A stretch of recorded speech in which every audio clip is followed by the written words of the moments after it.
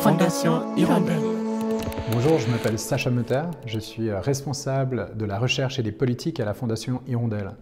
Et mon travail il consiste essentiellement à établir des partenariats avec des acteurs académiques, des chercheurs, pour faire deux choses en fait.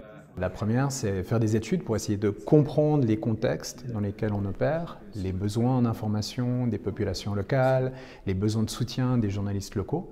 Et puis l'autre chose, c'est essayer de mieux comprendre les effets de nos activités. Donc à quoi ça sert de soutenir des médias et des journalistes locaux dans ces contextes-là. Et le but, c'est d'améliorer notre travail, évidemment, et puis également de démontrer l'utilité de ce travail auprès des bailleurs qui soutiennent les activités de la Fondation Hirondelle. Premièrement, d'avoir réussi à faire une place pour la recherche dans les activités de la Fondation Hirondelle.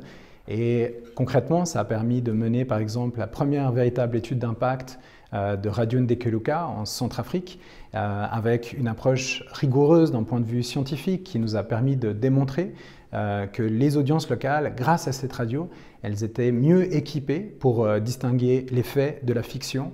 Donc un travail et un effet particulièrement important dans un contexte où la désinformation fait rage. Un autre exemple, c'est des études qu'on a menées au Sahel pour essayer de mieux comprendre les défis auxquels se confrontaient les femmes journalistes et les besoins en information des parts de la population qui sont particulièrement marginalisées, comme par exemple les déplacés internes au Burkina Faso. Donc voilà, ça c'est des choses dont je suis particulièrement fier. Ce que je souhaite à la Fondation Hirondelle, c'est lié aux défis auxquels la Fondation Hirondelle fait face. Et on est dans une période où il devient de plus en plus dangereux et difficile de faire un travail de journalisme indépendant.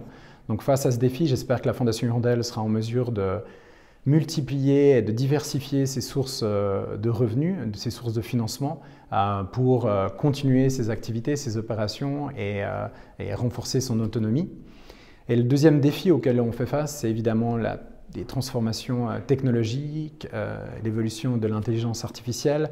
Et j'espère qu'à la Fondation Hirondelle, on arrivera à naviguer ces évolutions technologiques pour faire en sorte que ces évolutions elles servent le plus grand nombre et qu'elles ne servent pas à une plus grande concentration des pouvoirs.